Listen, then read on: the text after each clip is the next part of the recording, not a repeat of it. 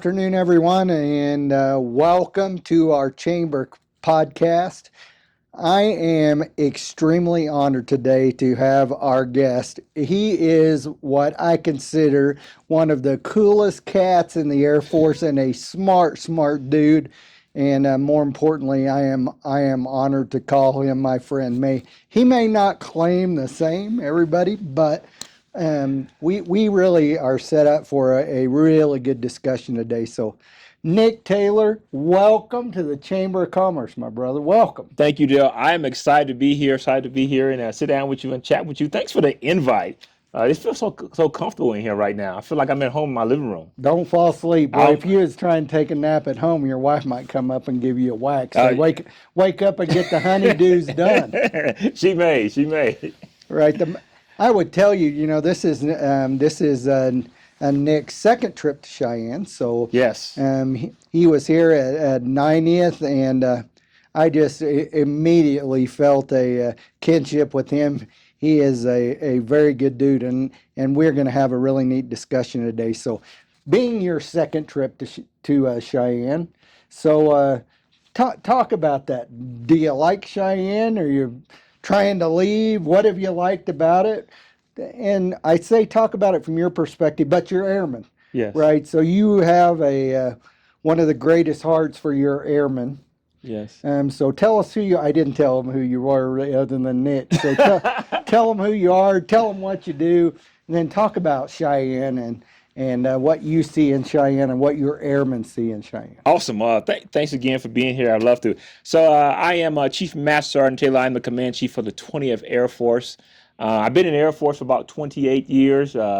My background, I started off in supply in the Air Force, and the Air Force took me around, did some everything. I deployed earlier part in my years in the Air Force to Iraq, Afghanistan, Kyrgyzstan, some other places and everything. And so I've been around the world, done many and several things. And so, like you said, this is my second trip back to Cheyenne. This is my third time back to Air Force Global Strike Command. Oh, yeah. I spent time up in Minot Air Force Base back in 17 and 18. Well, I won't make you say it, but we're much better than mine. Come on. Yes. I won't make you commit to that. But hey, first time got assigned here. I remember driving in to Cheyenne. My wife and I were coming in. I was in Korea. She was in South Carolina. I left Korea to go pick her up, and I remember coming down 80 and coming across that hill right there and driving through the mountains. And I thought it was so neat. Time I came into Cheyenne, I was like, oh wow, this is the old West. That was my first immediate thought, right? Seeing old movies and everything. And immediately drove into the base, and of course the base has a rich historical relationship with the town of Cheyenne, how they grew together. And I just felt when I first came into Cheyenne, I felt settled when I met all the people in Cheyenne. So I meet the leadership of Cheyenne, the mayor, and everything, and I was excited about it. Of course, what I heard about all the time was Cheyenne Frontier Days. Oh yeah, of course. Right? Yeah. And I must say it lived up to its name, right? I mean, like before I even got here, I was being told by Cheyenne Frontier Days, right? And we were getting ready for it, know. Matter of fact, they were telling me, hey, you need to make sure you got your shirts and your jeans and your boots, and I didn't have any of that. So my first impression was like, man, this is an old cowboy West town, right? My grandparents grew up in the South, and they migrated to Chicago, Illinois, in the 40s and in the 50s and everything. And so I've always loved as a kid, we went to the South all the time, so I always loved the southern small town feel. And when I got here, that's how I felt. I felt like this was a southern town, but north and west.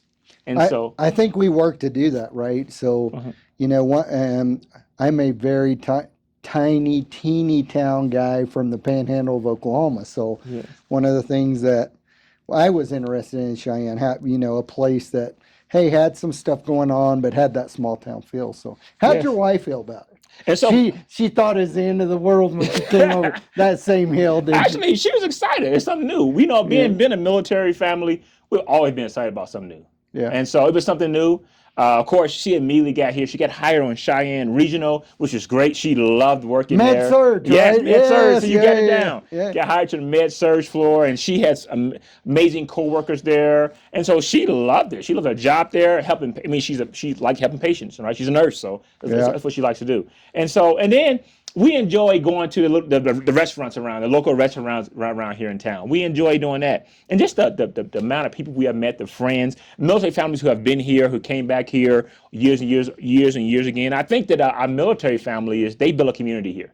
We know we have our missileers, we have our missile maintenance, and a lot of times they spend their time at one of these three bases, whether it's F.E. Warren, Minot Air Force Base, or Malmstrom Air Force Base up in Montana, right? And so they grow in these communities, they grew up in these communities, right? A lot of them really love to come to Cheyenne. So what's the average age of that guy or gal that you get out of? They go to BMT in San Antonio, they go to their school, they show up here. Mm-hmm. How's the average age? So the average age I think from 18 to 25, I would say. Okay. That's the average age of that person that comes here, right? And a lot of times, this is the first time they've been this far west, right? And so when they come here, I think what gives us the advantage here in Cheyenne is that I think you have the best of all worlds, right? Yeah. I think if you want the country feel, right, you get the country feel. If you want to go a little bit south and get the city feel, you get the city feel, right? If you want to go a little bit further south and you want to go, let's say you're a nighttime person, you want to be in the clubs and everything, you can go and get in the clubs. And there's people who grew up on farms. They grew up in farming. They grew up in country towns. They like, man, it's like being back at home again. Just don't hit that evil, wacky weed in Colorado, right? Because, and I say that kind of tongue in cheek, but the fact is it's illegal there. That's just 9 miles away. Yes. I kind of think back to when I was 18 to 25. I thought I was pretty smart, but I really wasn't. I've learned a lot since then. Probably most of us have, right? So you inherit these guys. They show up. So what do you think has changed about that first term airman over your military career? Man, I think a lot have changed. For one, some say technology. Okay. I think about when I came into the Air Force, they still had payphones in basic training. Oh, yeah. And so when I call back home and say, hey, I made it, back then all you can say is, hey, I made it by, I'm safe. You hang up, right? That was it. A TI standing over you and everything, and you hang up. And I think there has been a technological explosion, right? And how we communicate, right? You and I, where we grew up is that we communicate a lot face-to-face, direct. But now our new airmen, a lot of them, they're growing up with devices. I mean, we walk around with computers in our pocket. All of us do now, right? Walk around with computers in our pocket. But in our day, we didn't have those computers in our pocket. I mean, access to information is instantaneous now. In our day, me and you, when we wrote a paper, where do you go? We went to the library, you pulled a card catalog out, you thumb through the card. But now I can do all my research in the palm of my hand. So here's the challenge is, how do you communicate with an airman like that? For some of us who grew up differently, right? You text them. Nick. You definitely text them, but I think that you got to be able to shift and change and be able to continue to relate to them. So I think that's the greatest challenge is the communication, right? And I think that every generation will probably argue that, right? Even if they didn't have the technology, I'm sure people who were born in the 20s will argue people in the 50s were they don't communicate very well, right? And vice versa, right? And so I think the greatest challenge is our ability to communicate them, to be effective, to also listen for understanding and be able to make adjustments as needed, right? Right. Because we know we have a real adversary that's out there, Yeah. And so I think that's the greatest challenge in today. But I think they're highly motivated. I think they're dedicated. I think they're committed. I think they're willing to make the sacrifice, just like any one of who served in uniform, right? Less than 1% of Americans, actually it's 0.42% of people will actually put on a uniform and serve their nations. So I would say that I'm pretty proud of them. I think you need to be proud of them. I got a chance to go last year with Chief Bass. Yes. So we went to BMT, and I mean, there's some remarkable young people. Yeah. So the challenges are different. Yes. For a lot of them, home lives and social stresses and all in school and all these things are weighing them. So it's different. Yes. Right? It's different. But these are amazing people, and they show up at your door and. By the way, now you're telling them to go out and defend or work on a nuclear weapon. Yes. A weapon that can change the history of the world in a blink. Yes. And I'm sure you give them a good dose of China, Russia, North Korea, Iran, and we live in such a scary world. Yes. Right? Yes. So, how you get them over some of that? Yes. I would be scared to death if I think back to when I was 20 and somebody told me I probably went and crawled in a hole. Yes. So what What's your motivational factor with those guys? I'm impressed because many of them are highly intelligent and they want to know. So I think what we do is what we do better than we did in my day is we're giving new airmen intel briefs. Now we didn't used to do this, right? And we're Okay. working at this across the service to give them. Mostly everyone that comes in the Air Force at a minimum is going to have a secret brief, right? And some Right. of them are going to work on the weapons. They're going to have a TS, and we can give them a Right. little bit more, right? And so I think we start there. We lay it down. We lay it flat so they understand what our potential adversaries or our competitors are doing out there, right? So they understand that, and they understand what they're doing and what we have to do and why we have to do that. And so I think we have to continually to educate them. And that's how we do that. And then we answer their questions. We answer their tough questions. Now, I didn't receive some tough questions for airmen, right? They read. I mean, some of their parents have served already, right? And again, access to information. So they can pull up an article, they can read U.S. news, and they can read overseas news, right? And so they can see what's being propagated out there in the media on all sides, right? And I think what we got to do is we got to be very transparent with them. Don't hold anything back because information is flowing, right? And then we have to correct information that's incorrect. I think that's our greatest challenge too, right? Because we know that our competitors will say anything, right? Yes. To try to attract young people, especially people who are, I would say, who are in uniform or Yeah. people who are influential, right? Well, they want to attract them. So I think that we got to make sure that we counter that, with good sound information, with good sound intel briefs, so they can understand what's really out there, what's happening in the arena, where they're serving at, right? And like you said before, they work on a very challenging weapon system, right? They can rewrite the pages of the world, right? And they do it every day. They get up, they put on their nation's fabric, and they get after it. And you're talking about smart and skilled. We send them to a techno training to learn the techno part of it, but really, where rubber meets the road is when they get here. When Yeah. they get to their formations and they meet those staff sergeants, those master sergeants, and they begin to put them through the paces and give them that on the job training. And they begin to working on our weapon system. And now we're throwing Sentinel on top of this. Yes, right? we are. Yes. Which yes. is much needed, for the defense of this nation. But yet, it's just one extra thing that I've got to contend with if I am a young airman. So I don't know that everybody in Cheyenne that will listen to this understands about 90th Missile Wing, 20th Air Force, Yes. Global Strike Command. Yes. So you work at 20th Air Force. Yes. So tell everybody the breakdown of that. So like Yes. 90th Missile Wing and Minot Malmstrom, Yes. 20th. So tell us how it works in the nuclear field and kind of the rack and stack of those places and who controls who. So tell us how that works. All right, I definitely do that. So the 20th Air Force falls up on the Air Force Global Strike Command, which Air Force Global Strike Command is it's a major command. It's the MATCHCOM, right? And 20th Air Force, we're the numbered Air Force. We're the next echelon is below. And so my boss report directly to General Boussier, who's the MATCHCOM commander, right? Four-star. Right? 4-star. Yeah, correct? that's correct. And my boss is General Huser, who is a 2-star. And then up on her are the 4 missile wings and also the TAG, 377 TAG that's in California, Test Evaluation Group. So we have the 90th Missile Wing here at F.E. Warren. We have the 91st Missile Wing that's up at Minot Air Force Base. And then we have the Missile Wing up at Malmstrom, 341st up at Malmstrom Air Force Base. And then we also have the 377 out at Kirtland Air Force Base, and that's where CUMSEC is where our weapons storage and maintenance facility happens out there. And then we have the 377 Test and Evaluation Group, which we do all of our test evaluation launches from California, Vandenberg Space Base. And so all those organizations fall directly up under the 20th Air Force. By the way, everybody, if you ever have the opportunity to go watch a missile launch, it is one of the most amazing things. Right, it truly is. It is a heart-stopping event.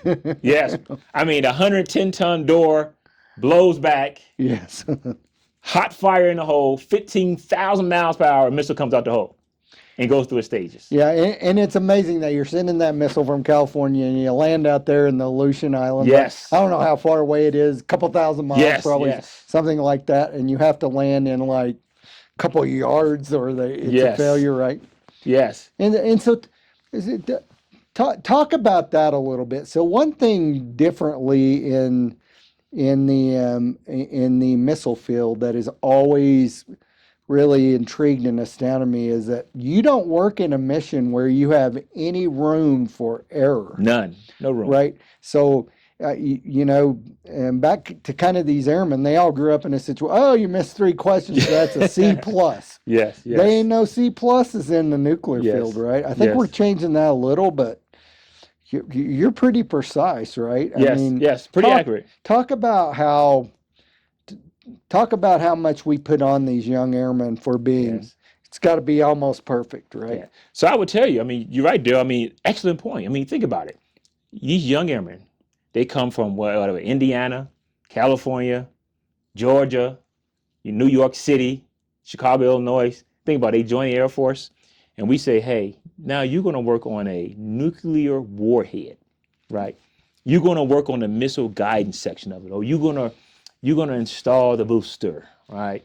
You're going to do some of the back shop work, and matter of fact, then you're going to haul this weapon up and down the highways around our nation. We're going to escort it with defenders and everything, right? We're going to move out to the site and move it back to the site.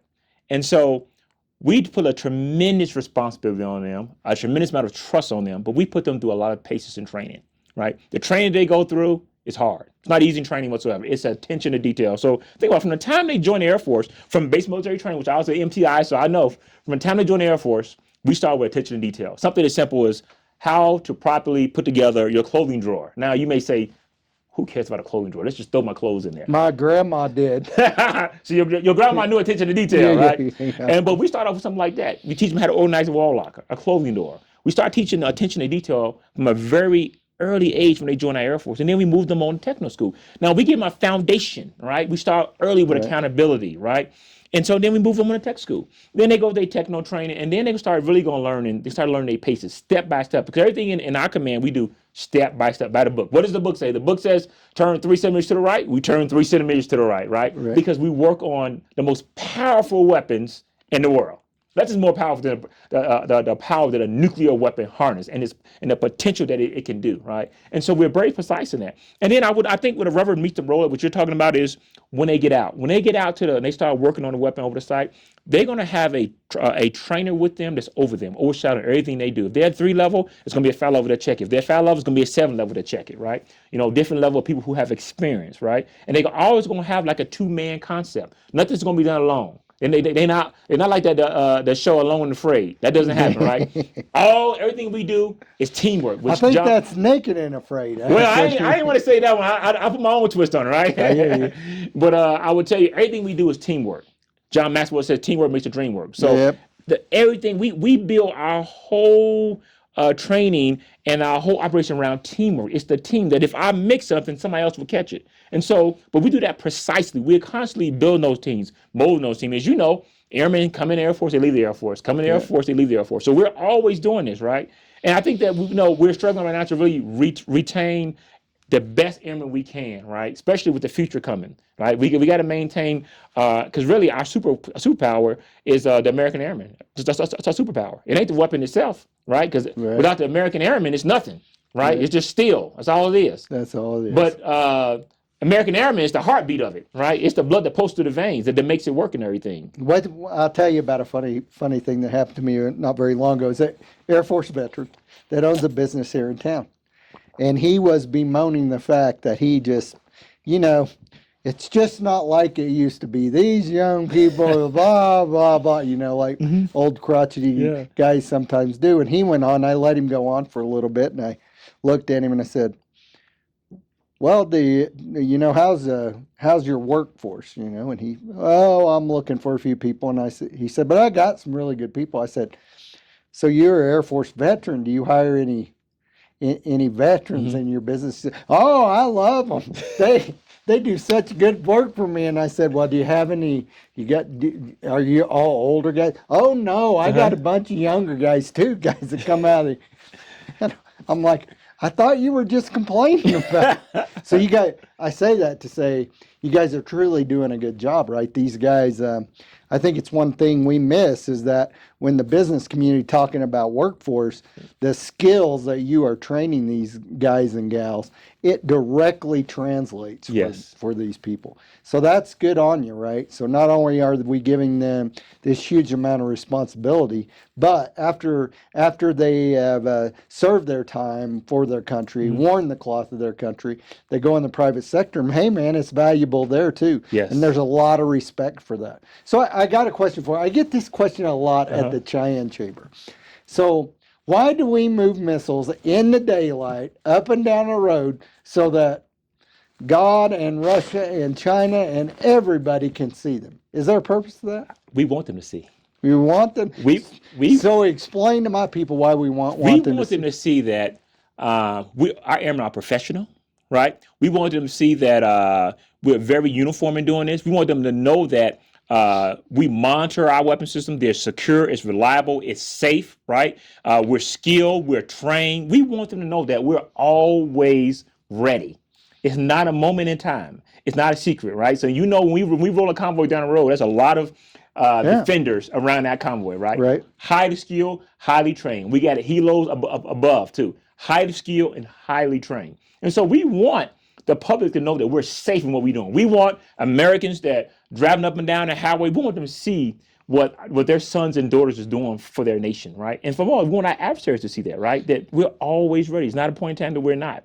Yeah, it's one thing to say you're the baddest dude on the block. It's another thing to be able to show them how much muscle you have, right? Yes.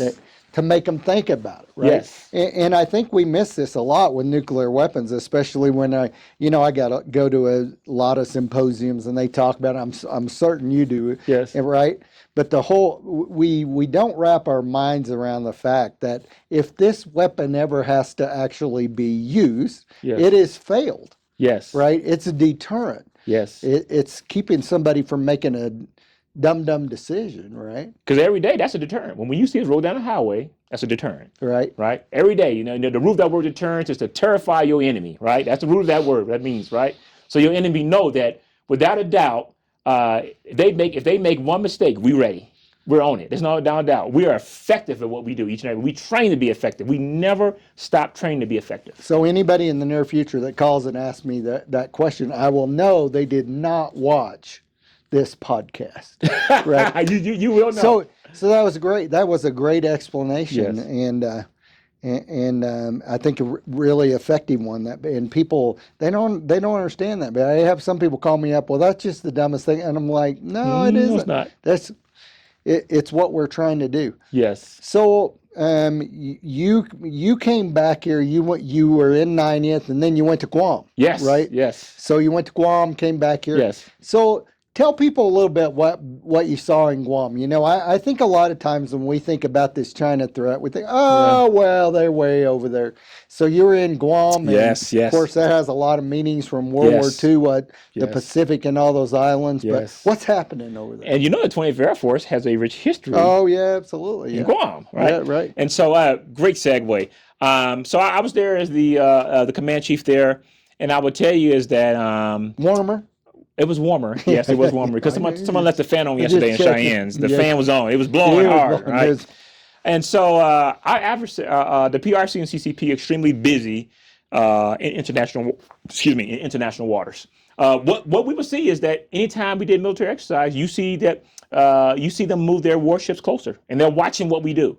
On the island of Guam, we always see there's a beach on Guam called Taragi Beach on Anderson Air Force Base, and periodically there would be Chinese that land on that beach.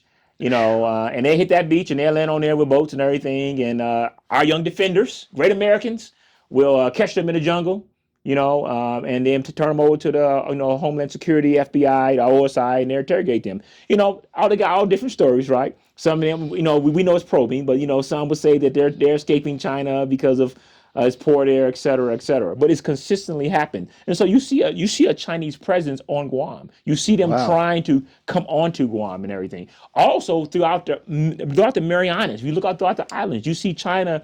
We're doing ACE operations out there, Agile Combat Employment. We're going out there open up World War II runways on Tinian. We're doing work out on Tinian, the country of Palau. We're doing great work out there. The department is out there in that area. But you see the our adversary out there, they're going out there to the country of Palau and they're asking the locals, can we put an antenna on your house? They're doing all kind of things out there, right? Hey, Mm-hmm. we got a bucket full of cash. Here you go. Can I put this on your house? And so that's the challenge in that area is that I think that the CCP and the PRC, they understand how strategic that location is, and we do too as a nation, right? And that's why we're still on Guam, right? And so they see that too, and they're doing all they can to try to get a foothold. But we're doing amazing work out there. There's amazing airmen out there doing work, opening a runway or 2 runways. We have demonstrated our ability to land fighters on places we never landed fighters at, right, and be able to recover them. We're doing exercise to see can we resupply them if we ever get into a high-end 3-point standoff or a high-end fight. And so we're getting after all that. So you see that happening in Guam. So remember, Guam is U.S. sovereign territory, right? And we know the CCP and the PRC, they understand that, right? And they will love to take that island if they could, right? But that's sovereign U.S. territory, and we're not going to back down. We're going to stand there. So throughout that time, we got a lot of programs at the front gate. You'll see them come to the front gate saying they're trying to get to Rocky Beach, right? It's a big sign saying Anderson Air Force Base. Now, they know that that's Anderson Air Force Base. It's probing. They're looking at our defenses. Can they break through our defenses? What are our procedures? How are we going to respond? Can we respond rapidly and fast enough? They're probing. They're testing all that. And that's U.S. sovereign territory. I wanted to bring that up a bit because I think and certainly folks that we interact with in Cheyenne, but a lot of folks just think they hear all this rumble about what's going around in the world, but we truly live in a much more dangerous, tense place than we did maybe a decade ago, Yes. right? And so, and we have men and women in harm's way, right? Yes. The Guard, they were deployed to Djibouti, right? Well, when you look at Djibouti, the Chinese are like right over there, Yes, right? yes. And so there's a lot of places that is happening where our enemies, those people that don't wish us well, Yes. they are trying to challenge us, and we all thank God that we have men and women that are willing to serve in uniform to defend us. We try not to make these last too long, but before we get out of here, what would you tell? One thing we do know of for sure, right, is this drive to. We know a couple things, right? So you are likely to do what your dad or your grandpa or your mom or your aunt or somebody in your family did. And as we advance in America, we are getting farther away from having grandpa that served in the Air Force, dad, brother, whatever. So we have to encourage people that, hey, this is a good Yes. and honorable career path. Yes. So some 19-year-old walks up to you and says, "Hey, Nick, why should I join the Air Force? What good would it do me? Give me your spiel. Tell me what you'd tell that young person." Boy, that's a good question. Boy, there's so many angles to go there. You know what? What I like to ask people is tell me their story. I guess that's the first person I start off is tell me your story. Because I want to hear where they from, where they grew up at. And then I want to hear some of their goals and their desires, right, and their dreams. And then normally that's a segue. And I would tell them is that all those things you talk about, you can achieve those things in the United States Air Force, and you can serve your nation. And I would tell them that there's no greater time to serve than at present time. And then I would talk about what our competitors are doing in the theater and how this is threatening our way of life, right? And I would ask them that, do you want to do something impactful in your life? Something that can change your life and change the course of your life. And I would talk to them about the things that they can do in the Air Force. I would tell them on what we do in the Air Force. A lot of times people don't understand, but the Air Force has a variety of missions, right? From our nuclear missions to our air power mission to our civil engineering missions to our humanitarian missions. Like we do a lot of things in the United States Air Force, right? Way more than fly planes. Sometimes people only look at the flying planes part of it, right? But we do a whole lot of other things. And I would tell them that they can do those things in uniform, right? They can serve their nations. They're going to leave here with money for school. They're going to leave here with a skill, right? They're going to leave here with relationships that they will never, ever forge, right? And they can serve anywhere in the world, right? And the people they're going to meet, the missions that they're going to be included in, the teammates they're going to be with. There's no other job that's going to give them that. They can't find it. They can go work for a Fortune 5 company and they'll pay you $100,000 a year. But they can never give you the experience you're going to get in uniform. and then the camaraderie you're gonna get in uniform, and people you met. In my 28 years of service, 28 years of serving, I would tell you is what keeps me serving is the airman to my right and the airman to my left. Every assignment I go to, right? It's not. I mean, we struggle with many things, right? Whether it's our budget or whether it's having all the tools and the pieces and bolts and pieces we need to be successful. But one thing that we have great airmen who get after every day. They're innovative. They're highly motivated. If you want to join a team that's highly motivated, dedicated, committed, join the United States Air Force. Man, that's a good speech. You signed me up. Oh, I think I'm a little too much of an old guy, but I am. I'm highly grateful that we have people that's still willing to do that. That Yes. sign the dotted line, and at that point they are saying, I will give everything I have. I will give my life to this nation. Yes. And that's since the beginning. That's what's held America together, right? Yes. And I think the other thing I respect about the Air Force when I went to BMT with Chief Bass is, man, if you want to see a true melting pot in this country, Yes. look at our armed forces, Yes. right? So they're men, women, black, yellow, white, red, brown. It is truly a melting pot. Yes. And it just inspires you to see that, right? That is truly what made America great, is that we came from cultures and country. I'll always love Bill Murray's statement in Stripes. We got kicked out of every decent nation on the planet, and we all came here and we put it together, right? That makes us pretty special. Yes. Right? Well, thank you everyone for joining us today. This one was a great podcast. Nick, thank you so much for joining us today. I love this guy. If you ever have a chance to run into him, he is a smart dude, and he knows a lot about what's going on in the Air Force. He knows a lot about what's going on with airmen. He knows Cheyenne and what's going on in our community. So pick his brain a little bit. Better yet, if you can catch him with his wife. His wife she's smart lady. Yes, she is. So, and she will tell you how it's done too. So we love her. So please tell her hello for us. Will do. And thank you so much, Nick. Thank you for joining us. Thank you for having me. Appreciate it very much. Thank you.